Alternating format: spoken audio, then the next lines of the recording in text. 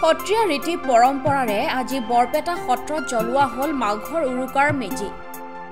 সোমবাৰে সত্ৰ নগৰী বৰপেটাত উৰুকা পালন কৰাৰ পিছত আজি ৰাতিপুৱা সত্ৰৰ নৈমিত্তিক প্ৰসংগৰ পিছত পূৰ্বাপৰ চলি অহা ৰীতিৰে সত্ৰৰ টুপৰ চোতালত বিৰিণাৰে সজা মেজিত বৰপেটা সত্ৰৰ ডেকা সত্ৰীয়া গৌতম পাঠকে অগ্নি সংযোগ কৰে। মেজি জ্বলোৱা সময়ত উপস্থিত থাকে বৰপেটা সত্ৰৰ ভকত বৈষ্ণৱ আৰু ভক্তপ্ৰাণ ৰাইজ। পৰম্পৰা অনুযায়ী পোহৰ সংক্ৰান্তিৰ পৰা 4 মাঘলৈ বৰপেটা সত্ৰত 5 দিনীয়াকৈ মাঘৰ দুমাহী পালন কৰা হয়। এই 5 দিনে সত্ৰত নিত্য প্ৰসংগৰ লগতে নৈমিত্তিক প্ৰসংগৰ সংযোজন কৰা হয়।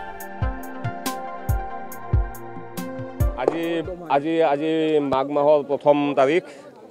আজিৰ তাৰিখত আমি বৰপেটা সত্ৰত বৰ দোমাহী হিচাপে এই মাঘৰ দোমাহী পালন কৰিছোঁ। আজি বৰ দোমাহী হয়। আজি সত্ৰীয়া পৰম্পৰা অনুসৰণ কৰি সম্পূৰ্ণ বংশৰা পৰম্পৰা অনুসৰণ কৰি আজি আমি মাঘ বিহু উদযাপন কৰিছোঁ। অসংখ্য বাপ বান্ধৱ আই মাতৃসকলে আহি ইয়াতে আজি উপস্থিত হৈছে। গোটেই ভগৱন্তৰ চৰণত সেৱা জনাব।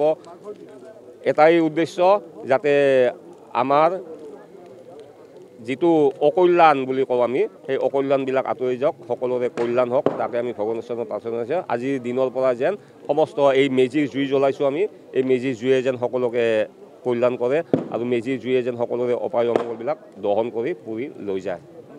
এতিয়া প্ৰত্যেক আমি বৰপেটা সত্ৰত মেজি প্ৰজ্বলন কৰি যেতিয়া উদ্বোধন কৰিলোঁ, এতিয়া 22খন হাতী আছে। 22খন হাতীৰ প্ৰত্যেক হাতীৰে ভকতসকলে ইয়াতে নাম কীৰ্তন কৰি আহিব।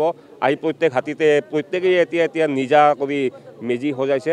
গতিকে সেই মেজি তেওঁলোকে ইয়াৰ পৰা সেৱা কৰি যায়, মেজি জ্বলাব, নাম কীৰ্তন কৰিব, প্ৰসাদ বিতৰণ কৰিব, অতিথি আপ্যায়ন কৰিব। এনেদৰে আমি মাঘ বিহুটো উদযাপন কৰি আহিছোঁ।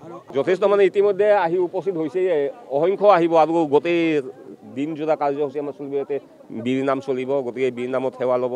গতিকে আমি আজি বৰপেটাবাসী ৰাইজে ধন্য মানিছোঁ যে এনেকুৱা ভকতৰ পদধূলা লৈ আজি আমি মাঘৰ প্ৰথম দোমাহীৰ দিনা সেৱা শুশ্ৰূষা কৰিবৰ কাৰণে সুবিধা পাইছোঁ। গতিকে ভকতসকলক আমি বৰপেটা সত্ৰৰ তৰফৰ পৰা সেৱা জনাইছোঁ। সেৱা জনাব গুৱাহাটীৰ পৰা বৰপেটাৰ পৰা কীৰ্তনঘৰ আৰু নাম।